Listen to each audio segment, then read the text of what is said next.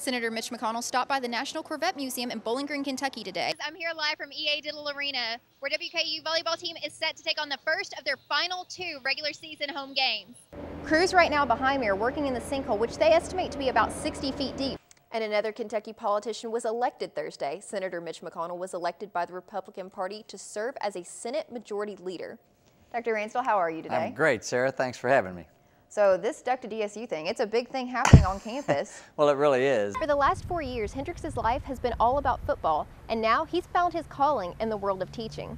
And several counties surrounding Warren County remain under a tornado watch until 8 p.m. You might have seen Houchin-Smith Stadium and what's inside it, but what you might not have seen under the stadium are things like the hydrotherapy room or the training tables used to service over 200 WKU student athletes. Let's take a look. A couple filed a federal lawsuit against Indiana State Police after officers smashed in a car window and tased a passenger. A very slow process. Basically, we have, I think, 5 cars that we could visually see. So obviously that was no problem. The uncovering process was a bit of an undertaking. It's been a difficult journey since the events of the sinkhole took place on February 12th. Employees at the Corvette Museum, along with tourists, have taken this time to evaluate what they think should happen with the historic cars. We've kind of been taking a poll just to see what people think. You know, on one hand, not restoring the cars seems like a bad idea because they are historic, beautiful cars, and it hurts to see them this way. While restoring the cars seems like the obvious choice, many people seem to disagree. Then there's the other part of it too, where there's the history of this car was that it went in the sinkhole. And so is it better to leave it the way it is? You know, I don't know. So far it seems like people are leaning towards leaving them the way they are. Crews right now behind me are working in the sinkhole, which they estimate to be about 60 feet deep, to find the last remaining 3 Corvettes that are in it.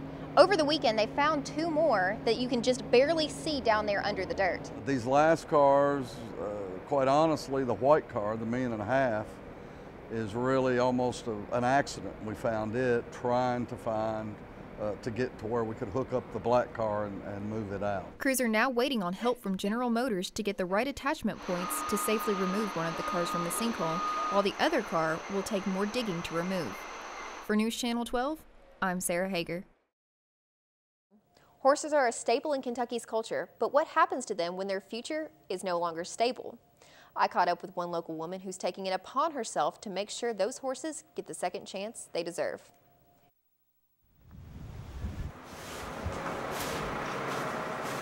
People aren't willing to make a commitment. Well, they can't make a commitment to dogs or cats, and they dump them and get rid of them all the time.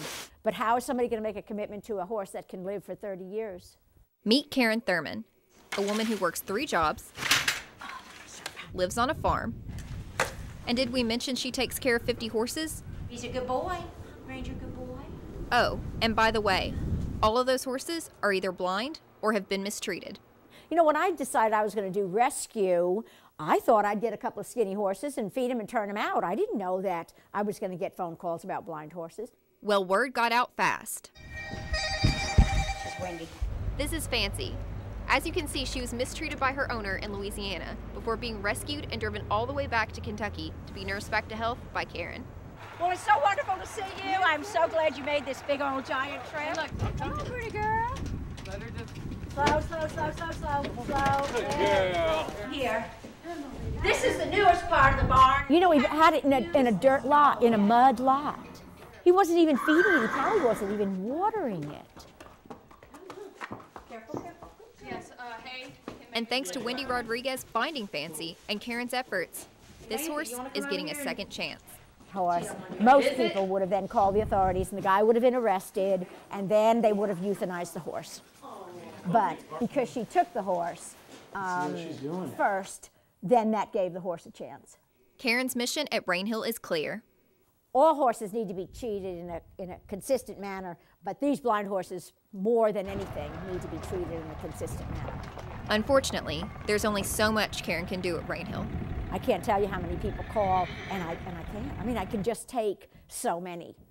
And this really tops it off. I really can't take any more. From being on like a football team like this, and then through all the different things we do, like strength training and practice, and learning to kind of keep calm, and then learning to take criticism, you know, from coaches and things. I think it all kind of boils over to when I'm trying to teach, like there's really nothing in the classroom that kind of surprises me or shocks me. Hendricks Brakefield, a veteran starter of the football team, has more on his mind and his plate than upcoming games. He has his major, special education, to think about, and he credits football for the ability to deal with situations he's placed in while in the classroom. I can deal with kids throwing a fit. I can deal with, you know, messing up. I can deal with, I don't have a lot of patience and things. I think a lot of that are some lessons I learned in football. Starting out as a peer tutor in high school, Hendricks has always had a knack for helping others, and that gift has only grown from there. He's great with the kids. We've really enjoyed having him. You know, the kids really love him, and you know, he's a big guy, so they enjoy, you know, loving on him and all that good stuff. For the last 4 years, Hendricks' life has been all about football, and now he's found his calling in the world of teaching. Oh, I think it's a great experience for him to be able to get into a classroom, you know, especially, you know, if this is what he wants to do. He's able to go and cycle through the different areas and the different age groups that are here, and kind of helps him determine what he wants to do in the future. Working with people who have disabilities is something that runs in the family for Hendricks, and from his time as a peer tutor to his time working at the Kelly Autism Program, teaching is something that now comes natural to him. With my mom being a special ed teacher, like it was natural for me to act normal around these kids, you know. And then when I was a peer tutor in high school, it was even more normal for me to act just normal around them.